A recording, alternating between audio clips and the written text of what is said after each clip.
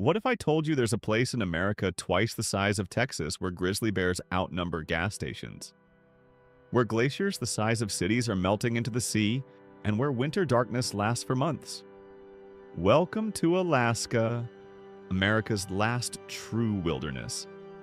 And before we dive into this frozen empire, hit that subscribe button and ring the bell, because what you're about to discover will completely change how you see our planet. Let's rewind to 1741.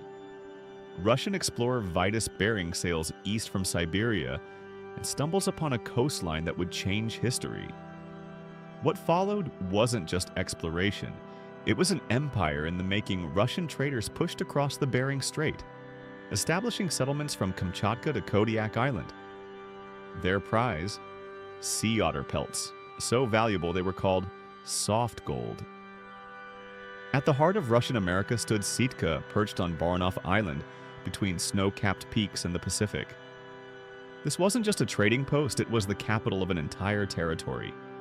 But the indigenous Tlingit people weren't going to surrender without a fight.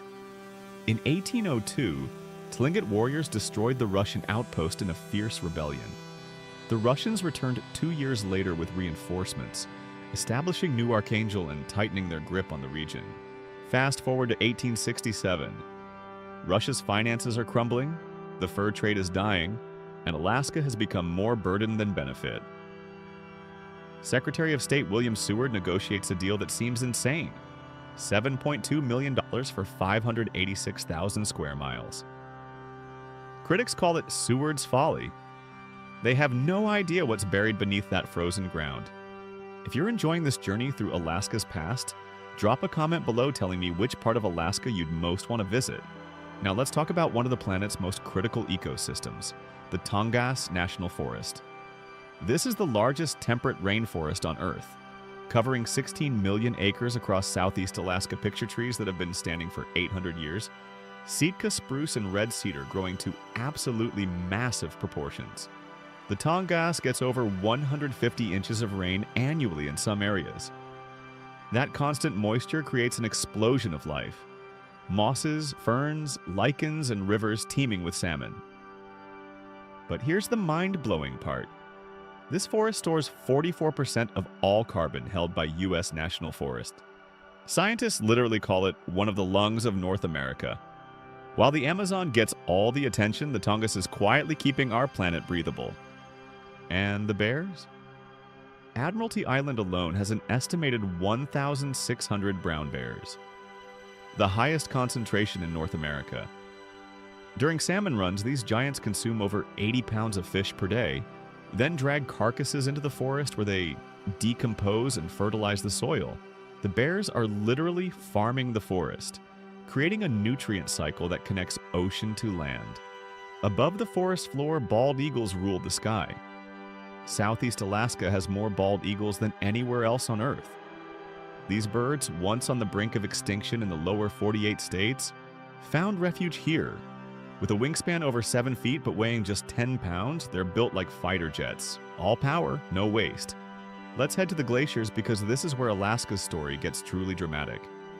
East of Sitka, the Endicott Arm cuts deep into the mountains, ending at Dawes Glacier, a 12-mile river of ice flowing from the Stikkan ice field. When chunks break off and crash into the water, the sound echoes like thunder through the fjord. Near Juneau, the capital city that's completely cut off by road from the rest of America, sits the Juneau Ice Field, over 1,500 square miles of frozen wasteland. From this ice field flow more than 36 glaciers, including the Taku Glacier, which is 36 miles long and nearly 5 miles wide. For most of the 20th century, Taku was actually advancing while other glaciers retreated. But around 2018, scientists observed it had stopped moving forward. The glacier had hit a tipping point. Then there's Mendenhall Glacier, probably the most visited glacier in Alaska. For 3,000 years it's been carving through this valley, but in the last century it's retreated more than a mile. Visitors in the 1930s could touch it from the road. Today, you need to hike to reach the ice. At its base, meltwater creates a stunning turquoise lake, and from the cliffs beside it, Nugget Falls roars, a white torrent that seems to cascade straight from the clouds. Smash that like button if you think these glaciers are worth protecting. In 1880, prospectors Joe Juneau and Richard Harris found gold traces in what would become Gold Creek. Within months, tents and shanties stacked along the shoreline. The Treadwell mine on Douglas Island became one of the largest gold operations in the world. Juneau stayed even after the gold ran out, eventually becoming Alaska's capital, a city with no roads to the outside world. But the real madness happened in Skagway. Yet when gold was discovered in the Klondike in 1896, over 100,000 stampeders flooded into this tiny settlement. The town exploded from a handful of cabins to a roaring frontier of saloons and gambling halls. 2 routes led to the Yukon, the White Pass and the Chilkoot Trail. Both were brutal, steep, and deadly men hauled supplies on their backs, sometimes making dozens of trips. Then came the engineering miracle, the White Pass and Yukon Route Railway, completed in 1900. Thousands of laborers blasted through granite mountains, building wooden trestles over impossible gorges. The little steam engines clawed up cliffs at grades that would terrify modern engineers. Today, that railway still runs, carrying tourists instead of miners. Further north, near the Bering Sea, lies Nome, where gold wasn't buried in mountains but shimmering right there on the beach. Nearly 20,000 people flooded this isolated shore within a year. The wooden dredges that clawed through riverbeds a century ago still rust in the tundra today. Anchorage began in 1915 as a muddy tent city for workers building the Alaska Railroad. It had one crucial advantage: location. Protected by Cook Inlet with the Chugach Mountains rising behind it, Anchorage became the natural hub for a territory too vast for roads. When Alaska became a state in 1959, Anchorage was its beating heart. Then came Good Friday, 1964. A magnitude 9.2 earthquake, the most powerful ever recorded in North America, shattered the city. Entire neighborhoods crumbled. Streets split open, buildings pancaked, but Anchorage rebuilt, stronger and faster than anyone expected. Today, it's home to nearly 40% of Alaska's population, a city where you can see snow-capped peaks from almost any street. South of Anchorage, the Seward Highway follows Turnagain Arm, which has tidal ranges up to 40 feet.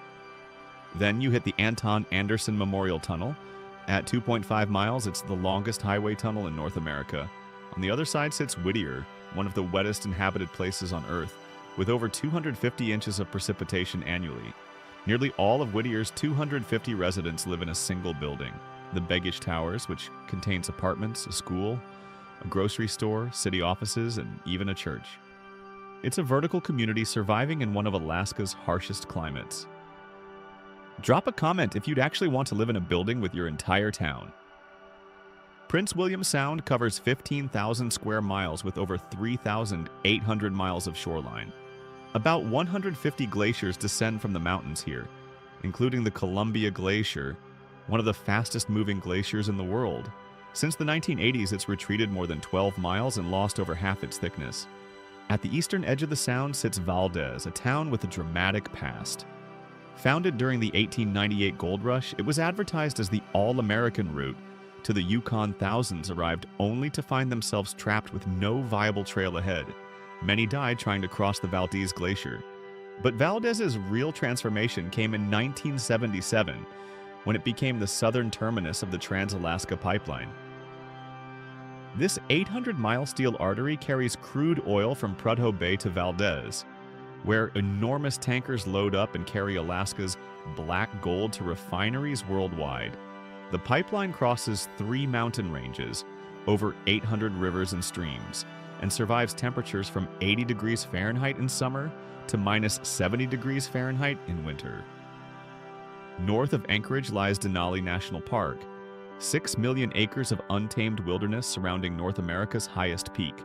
Denali reaches 20,310 feet, dominating the skyline with such force that it creates its own weather systems.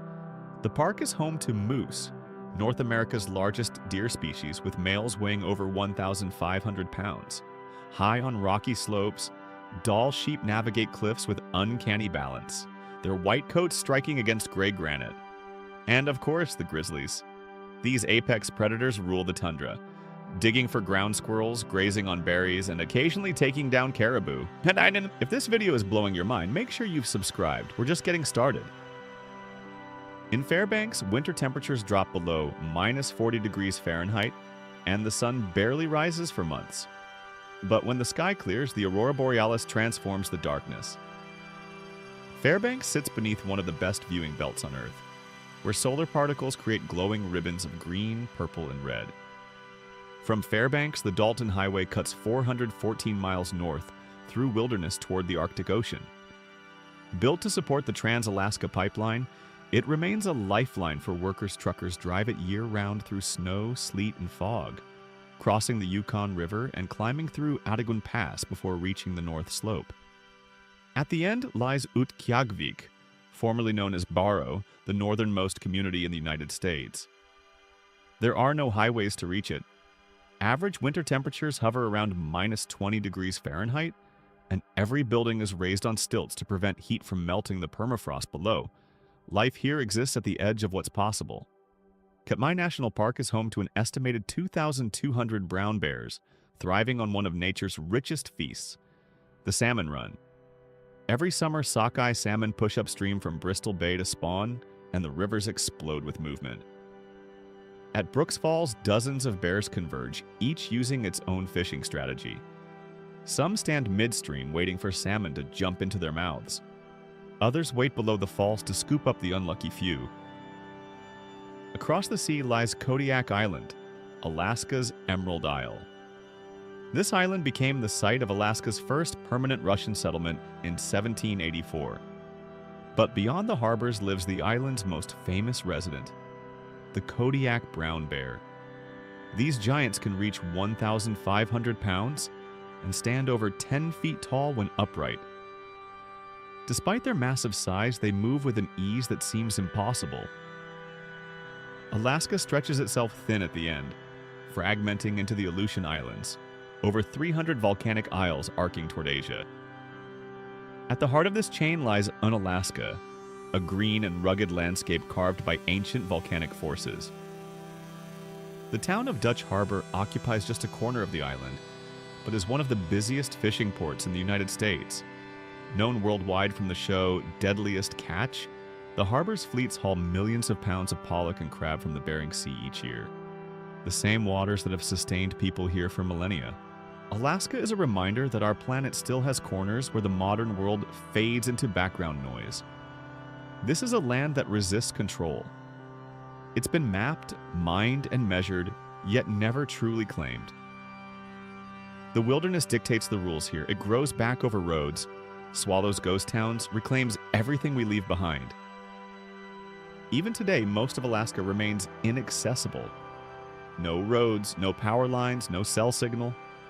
The people who call it home live in balance with nature, knowing the taste of cold air at 50 below and the brief ecstasy of endless daylight. If this journey through America's last frontier inspired you, hit that like button, drop a comment with your favorite Alaska fact, and subscribe for more incredible explorations of our planet's wildest places. Thanks for watching, and I'll see you in the next adventure.